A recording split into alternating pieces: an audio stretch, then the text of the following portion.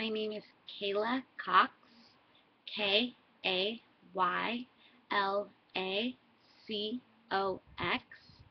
My client is Holly Miller, Hollymiller,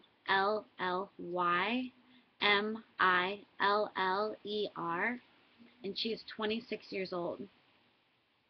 My differential diagnosis for her is dissociative identity disorder, which was ruled in. The primary diagnostic feature of this disorder is recurrent gaps in memory and identity disruption with the development of two or more alternative personalities. Now for my client's story. Holly is very smart and creative and loves to do watercolor paintings. When she's painting, the world makes sense for her. Otherwise, she has been suffering emotionally as long as she can remember.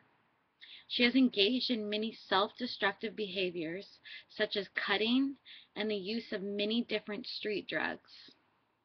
She has been hospitalized at least 5 times for suicide attempts, suicidal ideations, or self-mutilation. Hospital stays have ranged from 2 days to 2 months. None of the treatments she has received for her various diagnoses have worked. Those previous diagnoses have included bipolar disorder, major depressive disorder, and borderline personality disorder. Now she is in the hospital again for a suicide attempt. She reports feeling a great deal of self-hate and confusion about her identity.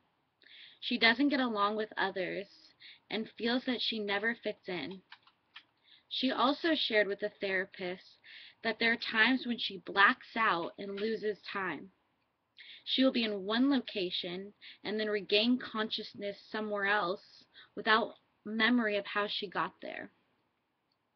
Sometimes days will have passed since the blackout started, and afterwards she will find herself depressed in clothes that she didn't even remember having, or wake up with people she doesn't know, yet they seem to remember her.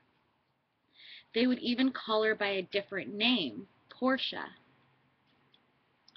Holly was referred to a specialist who put her under hypnosis. She then revealed that Portia was one of her 3 alters. Each alter has different personality traits. Portia is proper, conservative, and nurturing. Charlie is a tough teenage boy who appears when Holly feels threatened. Daisy is a young, innocent girl, the same age Holly was when she was first sexually abused by her stepfather. From the age of 6 on and throughout childhood, Holly was physically and sexually abused by her stepfather with whom she lived. My multi-axial diagnosis is Axis 1 is dissociative identity disorder. Axis 2 is none. Axis 3 is numerous suicide attempts. Axis 4 is physical and sexual abuse by stepfather. And she has a GAF score of 48. Now there are 3 theoretical perspectives that are relevant to this case. First, the family perspective. The client's symptoms appear to be due to extreme and repeated trauma during her developmental years. This included physical and sexual abuse by her stepfather. The structural approach views this abuse as a repeated boundary violation. The alternate personalities allow her to cope with this ongoing abuse. Second, the psychodynamic perspective.